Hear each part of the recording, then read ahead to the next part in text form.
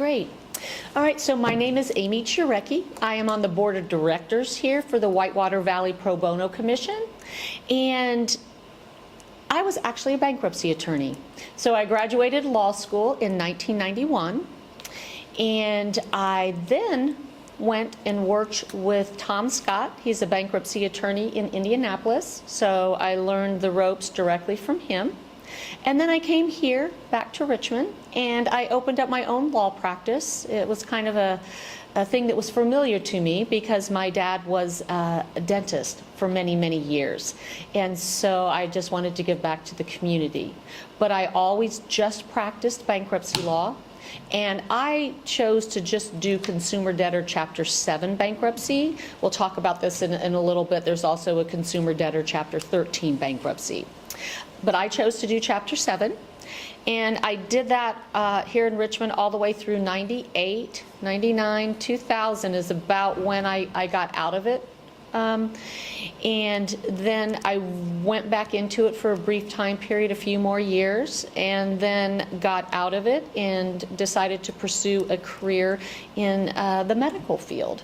And now I'm currently the Dean of Students at IU East. In full disclosure, I've not kept up with my continuing legal education, so, but I still have my law degree, and I have all the years of experience that I did when I did the bankruptcy law. So I'm just going to start out by sharing some things. I would offer to give free consultations to people. So I would give free consultations to probably 800 clients a year, and I'd file about 200 bankruptcies a year.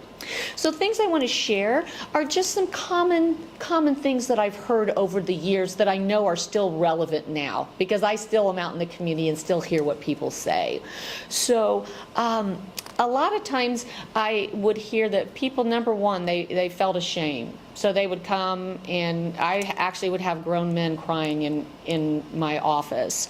But Chapter 7 bankruptcy is legal, and it's your right to file if you meet the guidelines. The majority of reasons why people would come to see me were not because they decided to put a vacation to Hawaii on a credit card, right? Those were not my clients. My clients would come to see me because they may have gotten a divorce. So their debts were incurred based on 2 incomes, and that worked. 2 incomes in one household, and they incurred the debt. Now they've got a divorce. Their money is split in half. They're double their, now they have 2 rents, 2 utility payments, and you just can't keep that up. That was a very common reason. Another reason was uninsured medical bills. That's a huge one. It's very huge. And because of maybe of a catastrophic medical crisis, then it might change your employment. So again, you have this large medical bill, and maybe you actually had to change your job. They didn't hold your job open for you. So now you're making $20,000 less. That's very common. You get the recessions. You had the housing crisis in 2008, where people's houses were overvalued. And so they couldn't afford them when things were to happen. So that was another common theme. And so people would come to see me, and they wanted to pay their bills. And so they would come to see me, and they'd say, Amy, I offered to pay $10 a month.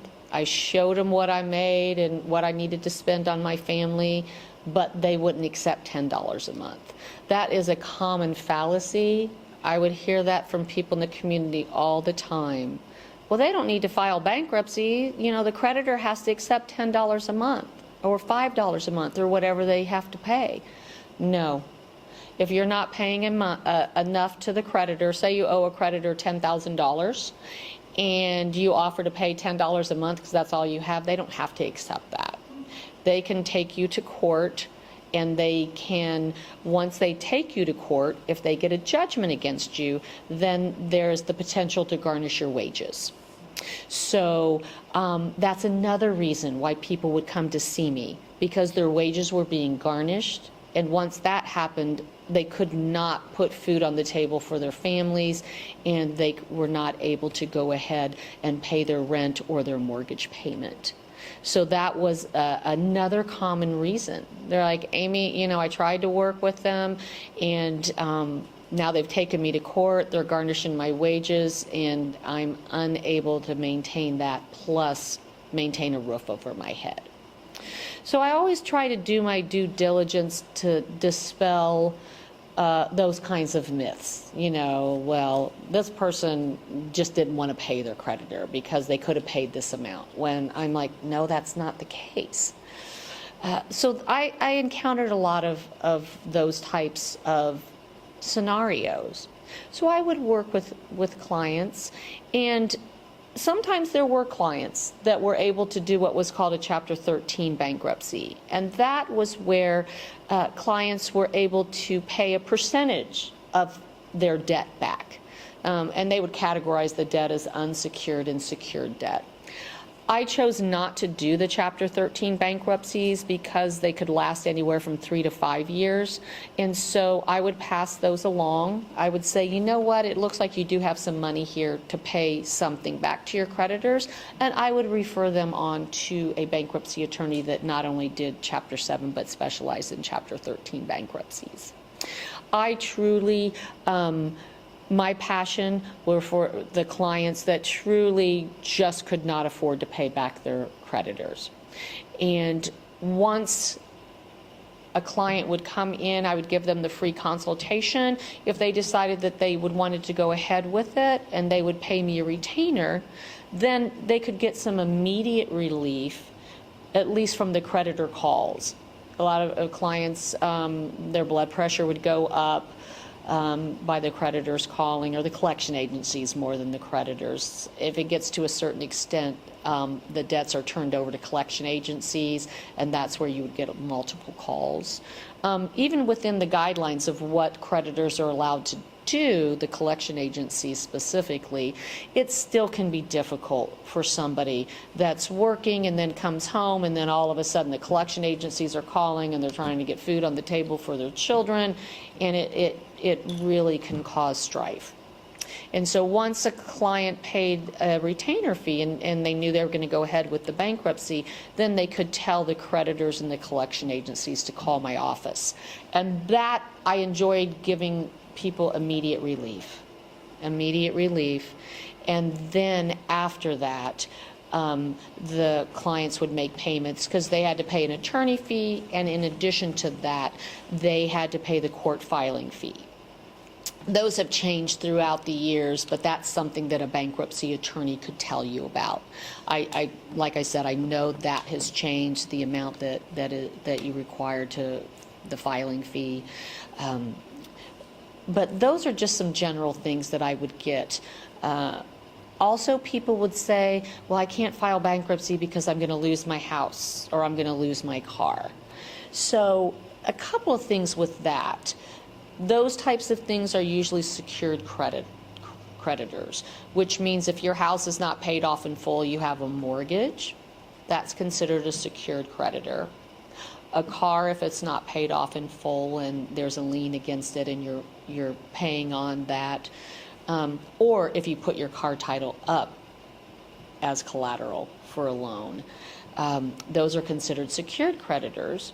You could still file a Chapter 7 bankruptcy, get rid of your unsecured debt, and then you could decide if you wanted to keep the secured debt, if you wanted to keep your house and pay on the mortgage, but you'd have to be current on it, and the same with the car.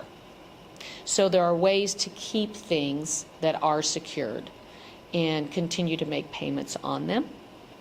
There are also exemptions if you have equity in a house. And so the Indiana has exemptions for Indiana residents. Currently, I think in 2023, the protected amount for a home is $22,750. There's also then personal properties. That's like your clothing, your furniture, things like that. And that can be up to $12,100. These are individual debtor exemptions. And then married debtors filing a joint bankruptcy get a higher limit. So a married couple could have up to $45,500 in equity in a house and still be able to file bankruptcy.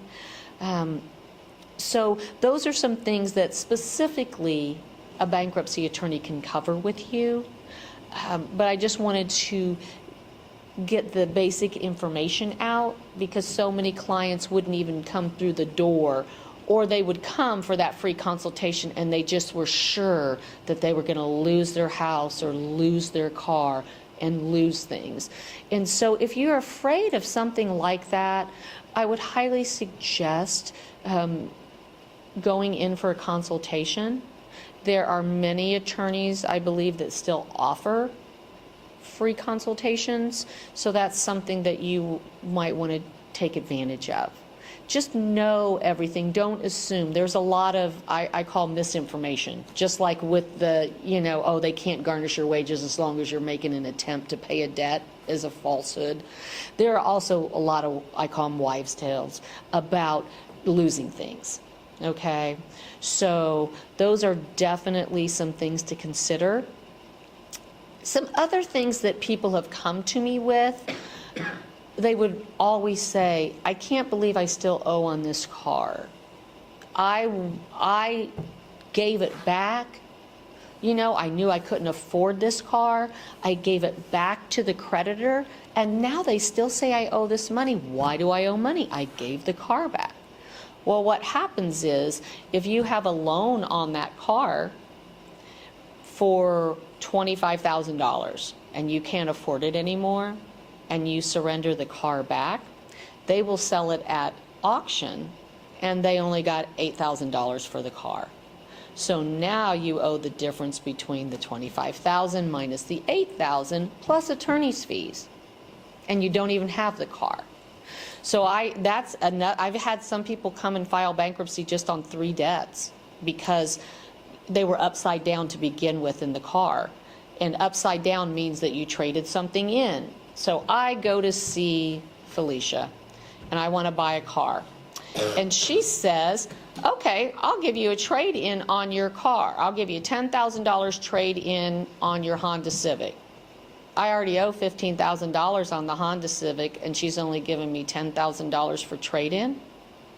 That means I'm rolling over $5,000 onto a new car loan for a car, and if I didn't negotiate the price of the new car and didn't do a good job, then I can conceivably owe $30,000 on a car that's worth $20,000.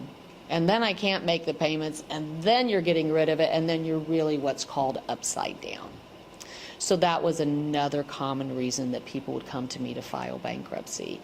And they thought they were doing the right thing.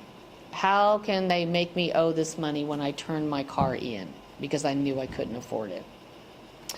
So that was another common thing. Another one is a lot of times some people would want to try to get rid of student loans. You really want to talk to a bankruptcy attorney about that, because although student loans most of the time are unsecured debt, certain unsecured debt has, it's very hard to get discharged, and student loans are one of those types of debts. The same if you owe back taxes. So those are some nitty-gritty things. They might be treated differently, and you really need to have an attorney walk you through that process when you have those types of debts.